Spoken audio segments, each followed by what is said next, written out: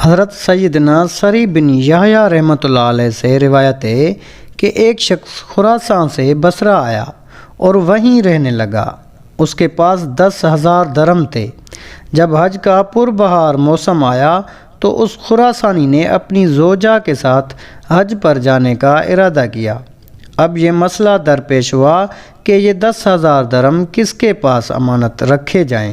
لوگوں سے مشورہ کیا تو انہوں نے کہا تم اپنی رقم حبیب اجمی رحمۃ اللہ علیہ کے پاس رکھ دو۔ چنانچہ وہ حضرت سیدنا حبیب اجمی رحمۃ اللہ علیہ کے پاس آیا اور کہا حضور میں اور میری اہلیہ حج کا ارادہ رکھتے ہیں، ہمارے پاس 10,000 درم ہیں، آپ یہ درم رکھ لیں اور ہمارے لیے بصرہ میں ایک اچھا سا گھر خرید لیں۔ یہ کہہ کر اس نے ساری رقم آپ رحمۃ اللہ علیہ کے حوالے کی اور اپنی زوجہ کے ہمراہ حج کے لیے روانہ ہو گیا۔ حضرت سیدنا حبیب اجمی رحمۃ اللہ علیہ نے اپنے ساتھیوں سے مشورہ کیا کہ اگر ہم ان 10,000 درم کا آٹا خرید لیں اور فقیروں پر صدقہ کر دیں تو کیسا رہے گا؟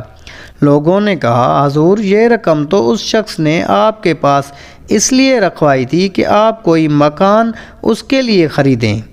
ارشاد فرمایا میں یہ تمام رقم صدقہ کر کے اس شخص کے لیے اللہ جل جلالہ سے جنت میں گھر خریدوں گا، اگر وہ اس گھر پر راضی ہوا تو ٹھیک، ورنہ ہم اس کی رقم واپس کر دیں گے۔ پھر آپ رحمۃ اللہ علیہ نے آٹا اور روٹیاں منگوا کر فقراء اور مساکین میں تقسیم فرما دیں۔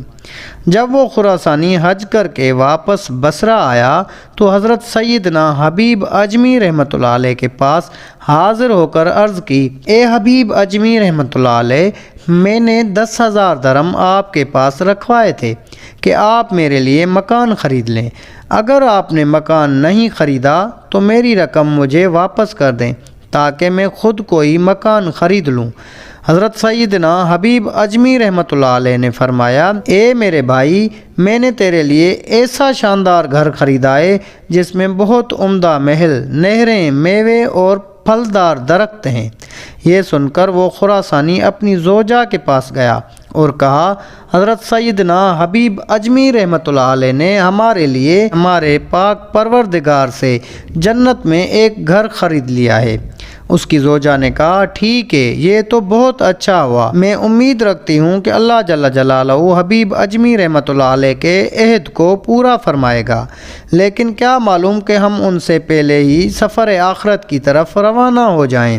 تم ایسا کرو حبیب اجمی رحمۃ اللہ علیہ سے ایک رکا لکھوا لو کہ وہ ہمیں جنت میں ایک گھر دلوانے کے ضامن ہیں۔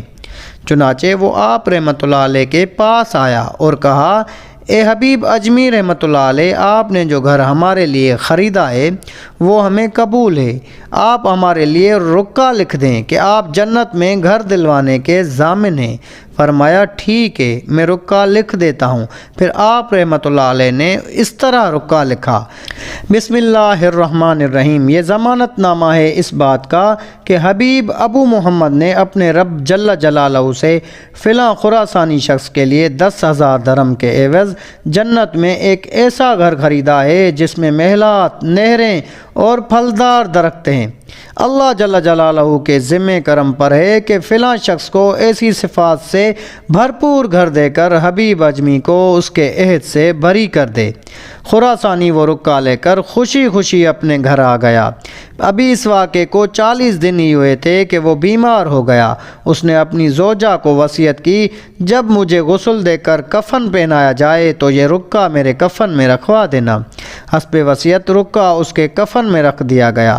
دفن کے بعد لوگوں کو اس کی قبر پر ایک پرچہ ملا جس پر لکھا تھا یہ حبیب اجمی کے لیے اس گھر کا برات نامہ ہے جسے اس نے فلاں شخص کے لیے خریدا تھا۔ اللہ جل جلالہ نے خراسانی کو ایسا گھر دے دیا ہے جس کا حبیب اجمی نے وعدہ کیا تھا۔